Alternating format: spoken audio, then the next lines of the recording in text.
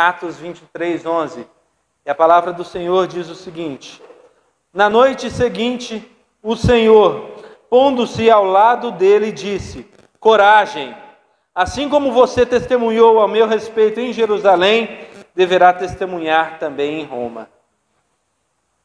Esse texto é um texto que Lucas escreve relatando a trajetória de vida dos apóstolos, aqueles que foram discipulados, ensinados por Jesus Cristo. E agora, mais especificamente, ele foca mais na vida de Paulo. E focando na vida de Paulo, ele está justamente no momento em que Paulo foi preso. Paulo estava pregando o Evangelho, levando o Evangelho nas regiões da Macedônia, na Europa. E agora ele volta para Jerusalém para trazer uma oferta que foi arrecadada entre os gentios para trazer e socorrer os cristãos de Jerusalém, aqueles que eram judeus e agora se converteram ao cristianismo. Ele está trazendo o socorro necessário. Nesse momento ele é mal interpretado por aqueles, inclusive, que se diziam cristãos. Inclusive aqueles judeus que estavam ali se diziam cristãos. Porque havia uma rixa entre os judeus, onde eles não aceitavam o cristianismo levado aos gentios. Isso fica muito claro quando nós lemos o capítulo 22. E lemos, então, no capítulo 22, o versículo 21, que diz: então o Senhor me disse, esse é o testemunho de Paulo dado a estes homens que querem prendê-lo.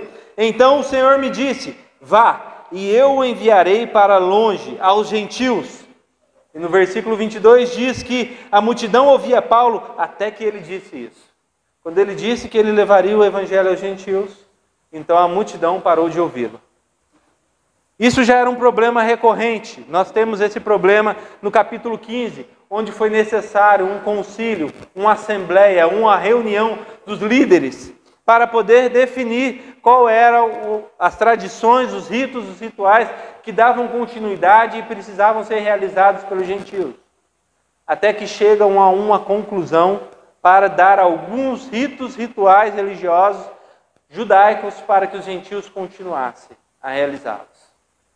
Mas a Bíblia, ela reafirma constantemente que a salvação é pela fé. E essa era a constante pregação de Paulo. O justo viverá pela fé. A fé em Jesus Cristo, a fé em nosso Senhor. E Paulo, após voltar para Jerusalém, ser mal interpretado na leitura dos judeus sobre aquilo que ele realizava no meio dos gentios, eles trataram Paulo como alguém que queria abolir todas as práticas judaicas. E Paulo não era o foco da pregação dele, isso de maneira alguma, mas sim a salvação por meio da morte, por meio da ressurreição de Jesus Cristo, por meio da fé nessa verdade. Esse era o grande foco da pregação de Paulo. Ele foi ali mal interpretado e por isso foi surrado. Por isso ali bateram nele. Ele foi salvo por uma escolta romana. Mas ainda assim eles queriam, os judeus queriam matá-lo. Então, devido a este fato, o socorro de Deus vem em direção a Paulo. E o socorro vem em forma de prisão. Porque se Paulo tivesse continuado do lado de fora, eles provavelmente teriam matado. Mas o socorro de Paulo vem em forma de prisão. E ele preso agora pelos romanos, ele está em uma cadeia, jogado. Então esse relato acontece dentro desse contexto. Paulo em uma prisão, e Paulo ali provavelmente se sentindo sozinho, com medo, vem receber o alento do Senhor, que diz a palavra de Deus. Na noite seguinte, o Senhor, pondo-se ao lado dele, disse: coragem, assim como você testemunhou a meu respeito em Jerusalém, deverá testemunhar também em Roma. E aqui eu começo a pregação então. Nós passamos um ano complicado, um ano difícil. Esse ano, como já foi dito aqui, nada pôde ser previsto. Esse foi um ano de imprevistos, muitas lutas, dificuldades, muitos temores por várias pessoas. Temores a respeito da nossa presidência, temores a respeito de uma doença a qual nós não temos controle, temores a respeito de quem iriam assumir os cargos públicos e assim dirigir a nossa cidade. Além desses temores, continuaram os temores antigos. Os temores a respeito da violência, os temores a respeito do avanço da maldade no mundo, os temores a respeito da injustiça, onde aqueles que têm mais dinheiro conseguem ser libertados, mesmo quando claramente, mesmo quando fica muito evidente que são culpados de seus crimes. Os temores continuaram, aqueles antigos, e agora novos se juntaram, e os nossos corações foram invadidos por esse temor. Chegou ao ponto de muitos se afastarem de Deus devido a esses temores. E quando digo afastarem de Deus, eu digo que se afastaram sim dos cultos públicos, mas também não continuaram cultuando em seus lares, junto com sua família. Na hora da sua refeição, não continuaram adorando ao Senhor. Se afastaram da leitura da palavra de Deus, se afastaram do seu Senhor. Muitos fizeram isso. Muitos ainda precisam conhecer o Evangelho. Por isso nós não podemos parar. Por isso nós precisamos continuar. Repito aquilo que foi dito hoje pela manhã. Qual é o motivo de você estar vivo? Qual é o grande motivo de você estar aqui hoje? Por que você ainda vive? E a resposta é o Senhor Jesus que nos dá. Esse Evangelho será pregado em todas as nações. Então virá o fim. Você está aqui hoje, vivo ainda, porque esse Evangelho precisa ser pregado a todas as nações. Somente depois que esse Evangelho alcançar todas as nações, segundo as palavras do Senhor Jesus, virá o fim. Então é necessário evangelizarmos, é necessário alcançarmos as nações, é necessário você alcançar o seu próximo também, as pessoas que estão ao seu redor. Ainda que você padeça lutas, dificuldades e perseguições. E no meio da perseguição, no meio da luta, no meio da dificuldade, acontece algo no coração do ser humano. No coração do ser humano, muitas vezes, vem o desânimo, vem o medo. E eu acredito que Paulo estava com muito medo nesse momento da vida dele. Porque senão não haveria outro motivo para Jesus se colocar ao lado dele e dizer coragem. Você só diz coragem para alguém, você só convida uma pessoa a ter coragem, você só dá encorajamento a uma pessoa, você só incentiva essa pessoa a continuar quando ela está passando por alguma tribulação, alguma luta, alguma dificuldade. Então você quer alimentar o coração dela com algo que possa fazer com que ela continue a caminhada. E aqui eu quero destacar 4 coisas que aconteceram nesse momento da vida de Paulo, na sua trajetória, preso em uma cadeia. A primeira coisa que acontece nesse momento para dar coragem a Paulo é a presença do Senhor, a presença de Deus. O texto diz que na noite seguinte, o Senhor pondo-se ao lado dele. Jesus Cristo se colocou ao lado de Paulo. Ele não enviou um profeta, não enviou um outro apóstolo, não enviou um anjo, como o fizeram em outras ocasiões. O próprio Jesus se coloca ao lado de Paulo. Há momentos que a presença que nós precisamos é a presença de Deus ao nosso lado. Há momentos que o nosso melhor amigo não resolve. Há momentos que a pessoa mais confiável não resolve. Há momentos que a pessoa mais importante não resolve. Há momentos que a pessoa mais rica não resolve. Temos o hábito de recorrermos aos melhores médicos, às pessoas mais ricas que conhecemos, às pessoas mais influentes que conhecemos, às pessoas que nos amam mais. Temos o hábito de recorrer a essas pessoas. Mas existem momentos que na nossa vida que nada disso, nenhuma pessoa como essa resolve. Há momentos, pasmem vocês, que o melhor profeta não vai resolver. Nem o maior anjo vai resolver. Há momentos que só o Senhor. Precisamos da presença de Deus na nossa vida. Precisamos de Jesus do nosso lado. Precisamos dele ali, realmente. Sentir a presença dele é fundamental em nossas vidas. E é fundamental sentirmos a presença de Jesus num ano como este que tivemos. No ano de tantas lutas e dificuldades. No ano onde vários planos Vários casamentos tiveram que ser remarcadas as datas, não aconteceram da forma que o casal queria. Algumas pessoas perderam pessoas amadas devido a uma pandemia, perderam entes queridos, pessoas amadas. Pastores tiveram que ver suas igrejas vazias, templos fechados. Uma tristeza que bate dentro do nosso peito, dentro do nosso coração. E nessa hora nós precisamos sentir a presença de Jesus do nosso lado. Porque senão nós paramos por ali. Porque senão nesse momento nós olhamos para dentro do nosso coração e dizemos: certamente eu fiz algo errado. Certamente a culpa é minha. E é possível que Paulo estivesse pensando isso nesse momento, porque anteriormente ele fora avisado, inclusive por alguns dos irmãos: Paulo, o que te aguarda em Jerusalém é morte. Paulo, o que te aguarda em Jerusalém é sofrimento. Mas Paulo já sabia disso. E era necessário que ele passasse por isso. Mas no momento da dor é possível que no nosso coração venha a desconfiança.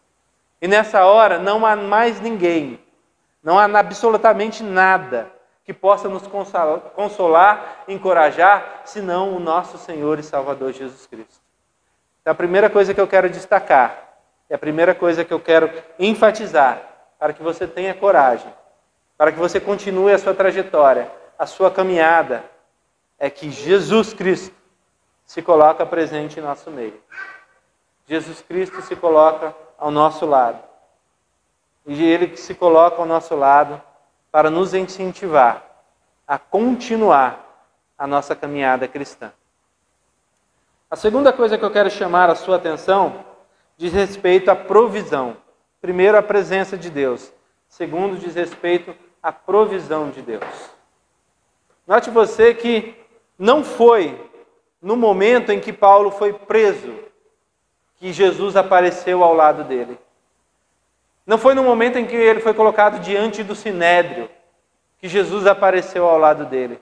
Não foi no momento em que ele estava sendo espancado pelos judeus e aí Jesus apareceu ao lado dele. E assim como não foi no momento em que Paulo queria, no momento em que ele desejava, no momento em que possivelmente você está querendo, porque no momento de dor nós queremos: Deus, venha, se coloque aqui, interceda por nós, apareça na minha frente. Já fez esse desafio para Deus? Apareça na minha frente. Eu já fiz. Você quer ver Deus, você quer ter Ele ali, naquela hora de luta, dificuldade. Você quer que Ele apareça. Mas note você que Ele não apareceu nesses momentos. O texto é claro: na noite seguinte o Senhor. Foi no outro dia que o Senhor foi aparecer para Paulo.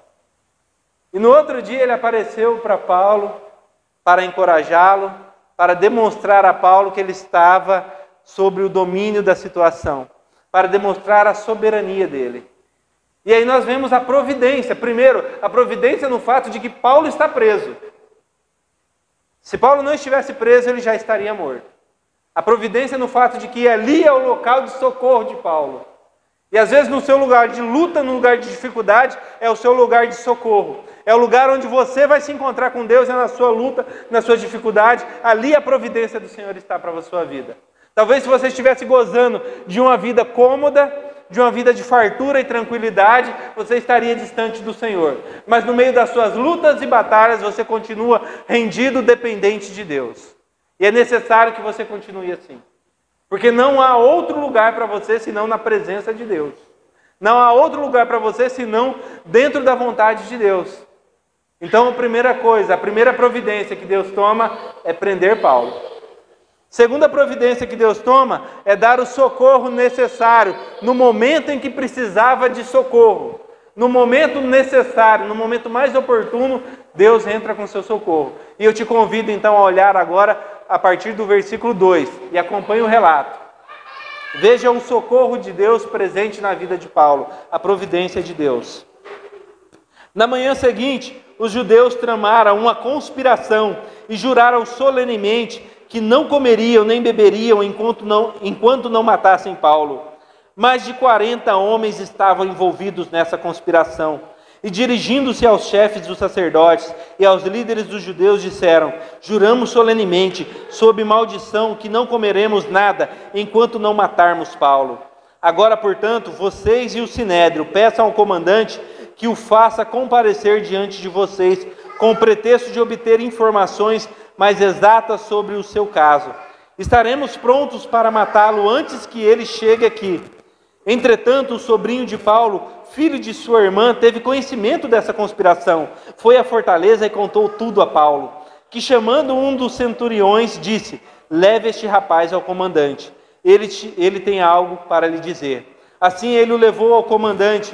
Então disse o centurião: Paulo, o prisioneiro, chamou-me, pediu-me que te trouxesse este rapaz, pois ele tem algo para te falar. O comandante tomou o rapaz pela mão, levou-o à parte e perguntou: o que você tem para me dizer? Ele respondeu: os judeus planejaram pedir-te que apresentes Paulo ao Sinédrio amanhã, sob pretexto de buscar informações mais exatas a respeito dele.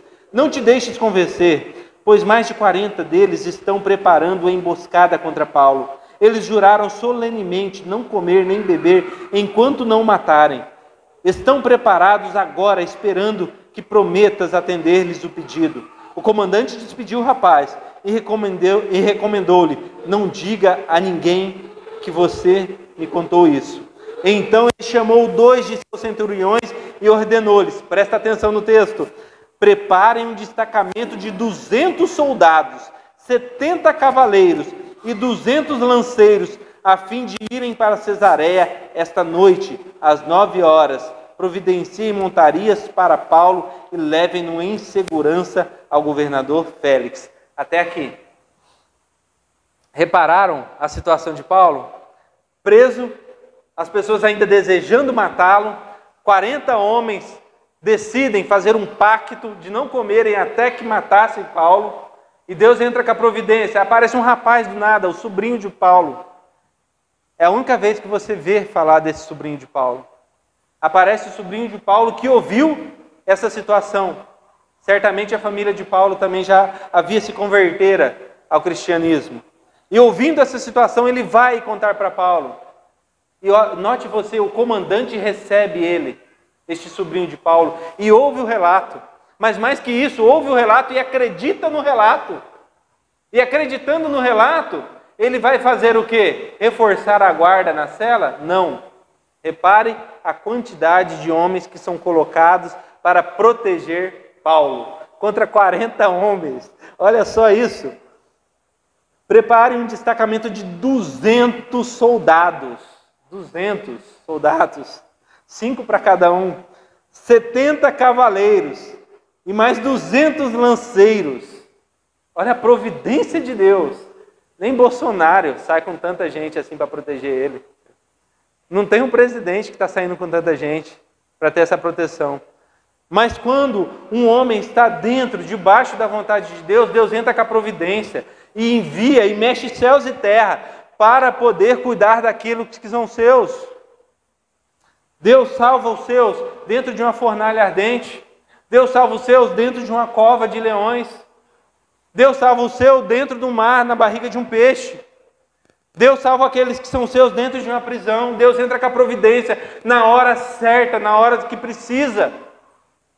Deus não erra, não é antes nem depois, é na hora certa, é na hora dele, dentro da soberania dele. Porque é ele que comanda os céus e a terra. Então Deus entra com a providência dele na hora correta.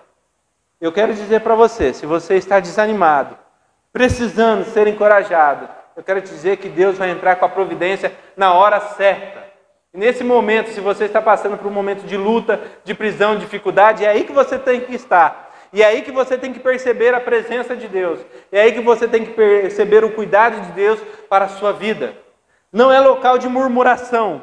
Não é local de infidelidade. Não é local de incredulidade. É local de se aproximar de Deus e perceber a provisão dele para a sua vida. É nesse local que você está, onde você está, que você vai servir Deus da melhor forma possível. E Deus vai entrar com a provisão na hora certa, na hora dele. Essa é a melhor hora. Não há uma hora melhor que não seja a hora de Deus. Terceiro, nós percebemos a piedade de Deus. Percebemos a presença de Deus, a providência de Deus e a piedade de Deus. Quais são as palavras que Jesus utiliza para Paulo? Coragem, assim como você testemunhou a meu respeito em Jerusalém. Talvez Paulo estivesse realmente pensando, eu devo ter pregado tudo errado, por isso que eu estou passando por isso. É um castigo de Deus. Deus deve estar me castigando, eu devo ter errado em alguma trajetória, eu entendi errado alguma coisa. Ele poderia estar entendendo isso. Então Deus chega ao lado dele com o seu amor, com a sua piedade e fala para ele, coragem, Paulo. Coragem, Paulo. Assim como você testemunhou em Jerusalém, da mesma maneira como você testemunhou em Jerusalém. Está dizendo para ele, você não estava errado, está certo em testemunhar em Jerusalém. Era ali que você deveria estar.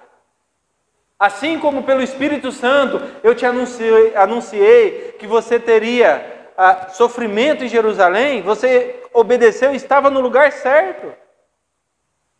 Não foi isso que o Espírito Santo disse a Paulo?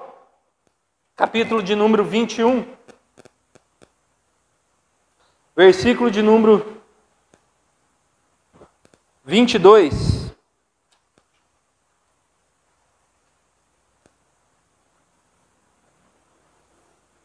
Perdão, 22. 22. Agora, compelido pelo Espírito, estou indo para Jerusalém sem saber o que me acontecerá ali. Só sei que em todas as cidades o Espírito Santo me avisa que prisões e sofrimentos me esperam. Todavia não me importo nem considero a minha vida de valor algum para mim mesmo, se tão somente puder terminar a corrida e completar o ministério que o Senhor Jesus me confiou e testemunhar do Evangelho da graça de Deus. O Espírito Santo já havia testemunhado a ele, e talvez ele estivesse passando por uma situação de desconfiança. Será que eu errei no meio do caminho? Por isso eu estou sofrendo? Por isso a minha dificuldade? E vem Jesus do lado dele com amor, com piedade, e fala, assim como você fez lá em Jerusalém, você vai continuar. Irmãos, tem hora que a gente está desse jeito, não tem, irmã Beth? Será que eu fiz alguma coisa errada? Será que a culpa é minha? Continue testemunhando. Assim como você testemunhou, você deve continuar testemunhando. E nós devemos alcançar as nações. Não podemos parar. Nós temos que continuar. Essa igreja não é simplesmente uma igreja que deve ficar se reunindo de domingo a domingo. Nós devemos levar o Evangelho. Devemos romper realmente com as fronteiras, com as barreiras que nos separam do mundo e alcançar aquele que é o inalcançável. E fazer com que o Evangelho, a palavra de vida, chegue a essas pessoas. Talvez você esteja orando pelos seus filhos, pela sua esposa, pelo seu marido, pelo seu pai, pela sua mãe, há tantos anos e está se perguntando, será que eu estou fazendo alguma coisa errada? Continue evangelizando, continue levando a palavra. Assim como você já evangelizou anteriormente, você deve continuar levando a palavra de Deus, dar a eles o testemunho de que é necessário se converter, se arrepender, confessar os seus pecados, crer em Jesus Cristo, aquele que venceu a morte, que nem a morte foi capaz de segurá-lo. Ele ressuscitou, ele está vivo, sentado à destra de Deus Pai e intercede por nós. O testemunho precisa continuar. Se você tem testemunhado, continue testemunhando. Você não está fazendo nada errado. As circunstâncias da vida, as lutas e dificuldades vieram também para aqueles que foram fiéis a Deus. Muitos dos nossos foram cortados ao meio. Outros foram decapitados, outros foram mortos à espada. O nosso Senhor não tinha onde reclinar a cabeça. Mas ainda assim todos continuaram obedientes ao Senhor. Por isso, coragem, assim como você testemunhou ao meu respeito em Jerusalém, deverá testemunhar também em Roma. E por fim, então, nós terminamos com mais uma palavra de encorajamento. Que Deus tem um plano. A presença de Deus, a providência de Deus, a piedade de Deus. E agora o plano de Deus é transmitido a Paulo. Assim como você pregou, testemunhou em Jerusalém, você vai para Roma, Paulo. Não é aqui que acaba a sua história. Sua história não termina nessa cela, nessa prisão. Você vai para Roma, você vai levar o Evangelho até os confins da terra conhecido de então. E isso é encorajador, saber que Deus tem um plano soberano para as nossas vidas. Isso é consolador, saber que nosso Deus não é pego de surpresa. Saber que o nosso Deus é quem domina o tempo. Saber que o nosso Deus é quem domina as circunstâncias. Saber que o nosso Deus é um Deus que nada, absolutamente nada é mais poderoso que Ele. E que o plano dele vai se cumprir. O plano dele vai se cumprir na sua história, na minha história, na história de toda a humanidade. Nada, ninguém pode impedir esse plano maravilhoso. Sim, o Evangelho vai chegar às nações. Sim, o Evangelho vai ser transmitido a todos. E quando isso acontecer, então virá o fim, e nós veremos o nosso Senhor. E nós seremos reunidos, recolhidos junto a Ele. Há um plano soberano sobre as nossas vidas. Um plano de salvação. Um plano que é demonstrado pela ação de Cristo na cruz. Mas um plano que é demonstrado também no poderio de Cristo quando Ele vence a morte. Nós não temos um Deus que pode falhar. Nós não temos um Deus que pode ser pego de surpresa. Paulo talvez pudesse estar pensando, e talvez você esteja pensando, será que Deus se esqueceu de mim? Será que Deus não sabia que isso ia acontecer na minha vida? Será que eu estou passando por tudo isso agora, dessa forma, e Deus assim nem se importa com isso? Eu quero dizer que você está dentro do plano de Deus, dentro da soberania de Deus. E seja qual for a dificuldade, luta que você esteja passando, o plano de Deus vai se cumprir na sua vida. E não acontecerá de maneira diferente que isso. Até que o plano de Deus se conclua na sua vida, você não parte dessa história, você não deixa essa história. Porque não cai uma folha sequer sem que Deus permita. Nada, absolutamente nada, foge ao controle de Deus. Isso é encorajador, irmãos. Isso é sustentador, irmãos. Nós não temos um Deus que é como um homem, que possa mentir, que possa falhar. Nós temos um Deus que vai cumprir os planos dele para mim, para você, para nós, para a vida dessa igreja.